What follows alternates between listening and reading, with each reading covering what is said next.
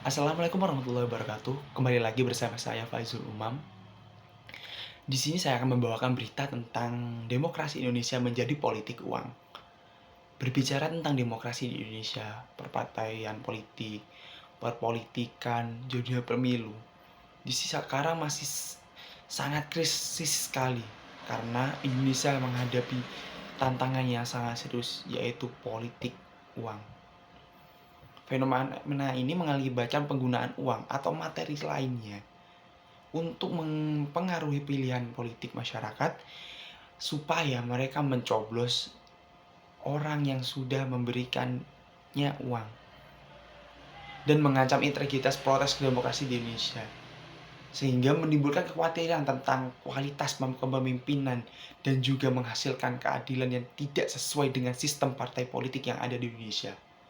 Ada beberapa teori yang menunjukkan bahwa politik uang ini benar-benar terjadi di Indonesia. Salah satunya menurut Taufik Hidayat dalam jurnalnya yang berjudul Situasi Demokrasi Nasional Menuju Pemilu 2024. Demokrasi menghabiskan anggaran negara yang sangat besar, belum lagi proses politik yang rentan transaksional. Politik uang kini digempar-gemparkan oleh elit politik akibat tingginya pragmatisme pemilih. Dan ini menjadi momok bagi dunia demokrasi, sehingga berbagai pihak memberikan saksi yang sangat berat jika praktik politik uang ini dilaksanakan. Menurut data yang saya cari dari berita Tempo dulu, politik uang kembali terjadi menjelang hari pencoblosan pemilu 2024. Bawaslu kesulitan memproses sejumlah kasus, diantaranya di Bekasi, Jawa Barat. Misalnya calon anggota legislatif atau caleg DPR dari Partai Demokrat, dengan inisial RF, diduga menyebarkan uang kepada warga di daerah pemilihannya itu. Pada Senin 12 Februari 2024, video pembagian uang di sebuah rumah pun tersebar di media sosial.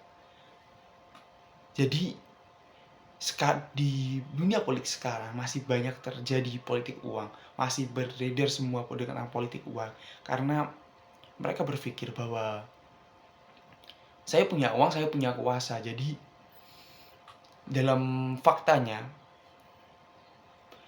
yang saya kutip dari berita kompas.com, Indonesia tampaknya masih terjebak dalam jerat klasik politik uang yang menggerogoti setiap lapisan proses elektoral. Berdasarkan survei Elite Poll yang dilakukan oleh Indikator Politik Indonesia pada tanggal 14 Februari 2024, ditemukan bahwa 46% dari responden pemilih menyatakan bahwa politik uang suatu yang wajar dan dapat diterima. Jadi di sini dapat kita simpulkan bahwa warga negara Indonesia masih terpaku pada politik uang, dan otak mereka hanya dibodohi hanya sebatas uang.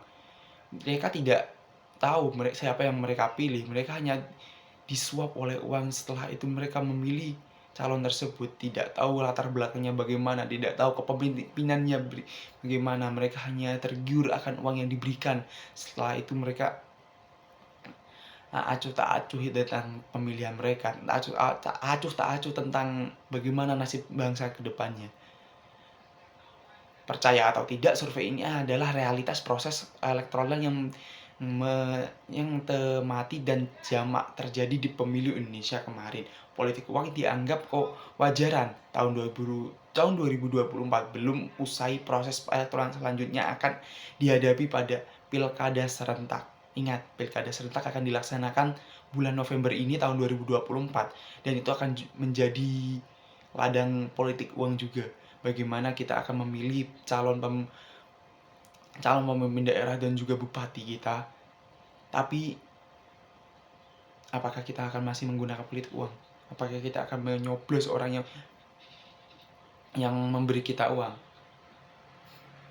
Jika Anda bisa berpikir dan mempunyai otak, pasti Anda akan mencoblos sesuai pilihan hati Anda dan sesuai dengan kinerja mereka. Jadi saya di sini akan memberikan beberapa solusi. Yang pertama adalah penguatan regulasi dan penegakan hukum terkait praktik politik uang.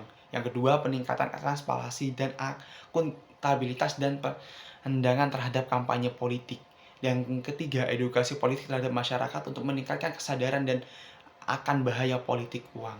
Jadi di sini saya mohon kepada pihak yang berwajib, pihak-pihak desa, yang terutama pihak desa, berikanlah sosialisasi politik yang sangat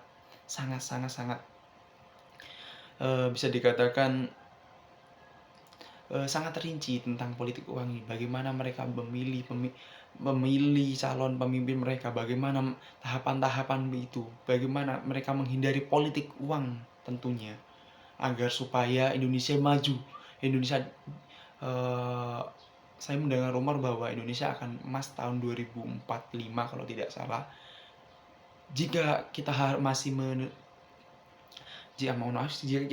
menerapkan politik uang, kemungkinan Indonesia emas tahun 2045 itu hanya sebuah angan-angan untuk kita. Jadi saya di sini berpendapat bahwa politik di Indonesia mencerminkan adanya krisis normal dan etika dalam sistem politik. Di sini kita dibuktikan dengan adanya politik uang. Untuk mengatasi masalah ini diperlukan pendekatan komprehensif dan tidak hanya berfokus pada aspek hukum dan penegakan, tapi juga transformasi budaya politik. Kita perlu membangun narasi baru tentang demokrasi yang tidak didasarkan pada transaksi tak material, melainkan pada pertukaran ide dan visi misi untuk masa depan bangsa.